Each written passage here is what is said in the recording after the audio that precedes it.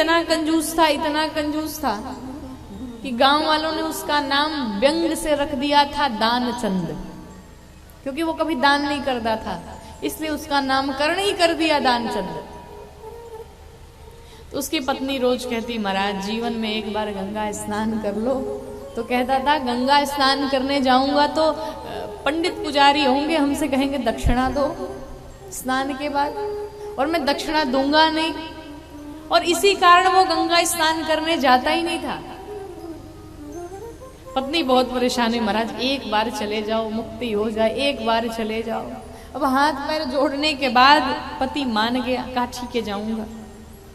घर से निकला जाने के लिए, लेकिन पता है कहाँ गया? गंगा घाट नहीं गया, फिर शमशान घाट गया।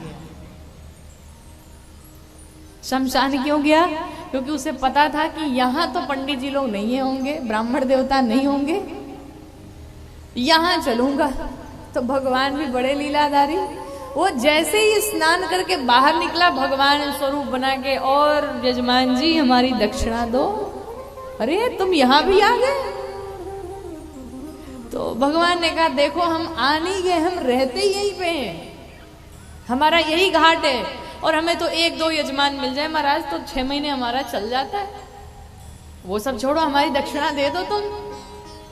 तो उसने कहा, भाई हम तो दक्षिणा लाई नहीं, दूं कहां से मैं? अच्छा कोई बात नहीं, मैं घर जाऊंगा तो तुम्हें दे दूंगा। हाँ ठीक है, कोई बात नहीं। तो 1 हफ्ते बीते, जैसे ही 1 हफ्ते भगवान फिर पहुंच गए, और यजमान लाओ हमारी दक्षिणा दो। तो पत्नी आई बाहर, हे ब्राह्मण देवता आप कौन है? तो उन्होंने सारी घटना बताई, भाई तुम्हारे पति ने हमारे पैसे उधार रखे हैं, और ब्राह्मण की दक्षिणा कभी उधार नहीं रखनी चाहिए, सो अपने पति से कह दो दे दे।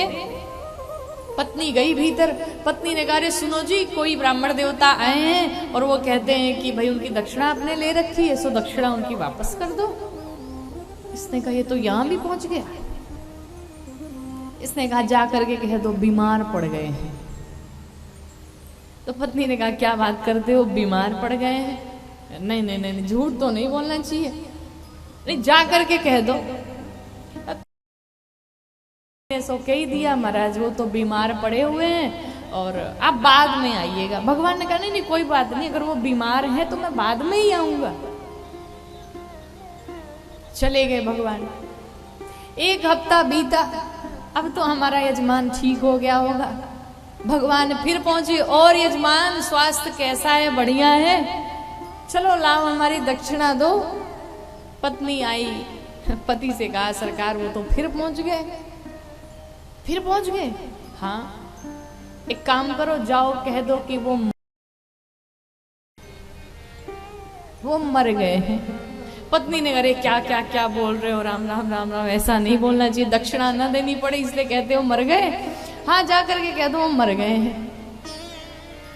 पत्नी ने तो वही पति की बात मानी, सो पत्नी ने बड़ी हिम्मत जुटाई और पत्नी ने जा करके कह दिया कि ब्राह्मण देवता क्या ही बताएं, अभी अभी उनका शरीर शांत हो गया, वो मर गए।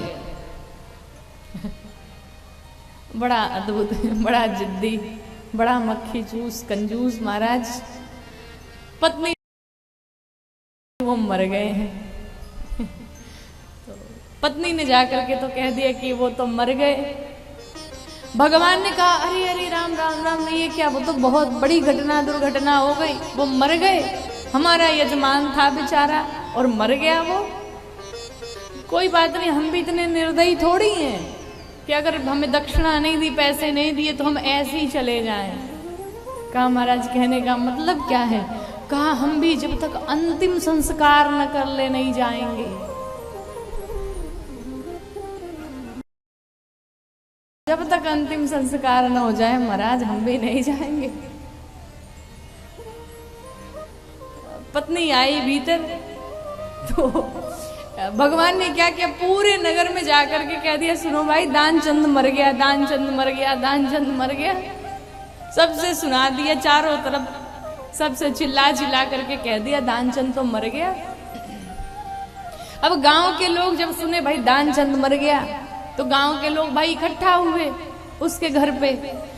तो मरने के पश्चात जो भी तैयारियां की जाती हैं, सारी तैयारियां कर ली गई और ये भीतर सांस रोक करके पड़ा हुआ था। पत्नी ने कहा देखो नाटक बहुत हो गया और महाराज जी की दक्षिणा दे दो और ये मरने का नाटक खत्म करो। पति ने कहा तुम चुप हो जाओ, मुझे अपना काम करने दो। तो लोग उसे बाहर लेकर के आए और सैया पे सुला दिए और वो महाराज नाक बंद करके सांस रोक करके पड़ा हुआ है। अब से भी ब्राह्मण चला जाए। भगवान भी बड़े अठी गए नहीं, उसे ले जाने लगे कंधे पे। अब पत्नी को लगा कि कहीं ये दक्षिणा न देने के चक्कर में सच में न मर जाए। तो पत्नी ने जोर जोर से चिल्लाया, रोना शुरू किया, अरे ये मरे नहीं है, ये जीवित हैं। तो गांव की औरतें समझाती, हम जानते हैं तुमको सदमा लग गया है, तुम सदमे में ऐसा कह रही हो।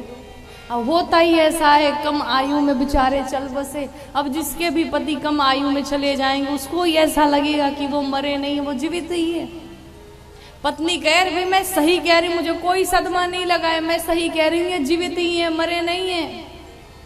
गांव की औरतों ने क्या किया, महाराज पकड़ करके और घर में भीतर बंद कर दिया, ताले मार दिए। लोग इसे कंधे पर लेकर के शमशान घाट पहुंचे। भगवान सोचे बड़ा जिद्दी है, अब भी नहीं बोला। पहुंचते पहुंचते शमशान घाट पहुंचे, जो भी क्रियाएं थी सब पूर्ण कर ली गई। सब करने के पश्चात जब मुखाग्नि देने की बारी आई तो भी कुछ नहीं बोल रहा है, सोया पड़ा है।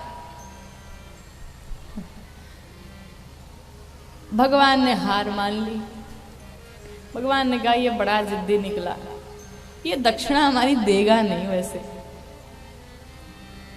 तो भगवान आए, लोगों से कहे सुनो भाई, ये हमारा यजमान था और भाई यजमान चाहे जैसा भी हो, कल्याण तो हम चाहते ही हैं। तो ठीक है, हम इसका कल्याण चाहते हैं और इसे हम मरते समय चलो कान में मंत्र दे दे ताकि इसकी मुक्ति हो जाए।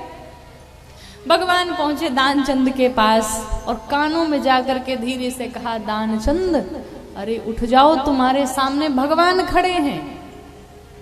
तो दानचंद को लगा कि सही में भगवान आए होंगे। दानचंद ने आंख बंद किया था, जैसे आंख खोला वही ब्राह्मण खड़ा है। तुम यहां भी चले आए? तो तुम यहां भी चले आए? भगवान ने कहा देखो हम तुमसे हार गए भैया, तुम ही जीत गए। एक बात बताओ, तुम्हें वरदान में क्या चाहिए? मैं तुम्हें वरदान देना चाहता हूं। दानचंद ने कहा वरदान, मुझे कोई वरदान नहीं चाहिए। कहा नहीं मांग लो।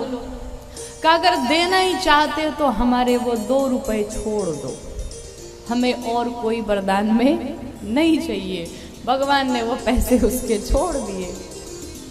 ऐसे ऐसे महाराज महाकंजूस पड़े रहते हैं। बोली भक्तवत्सल भगवान की।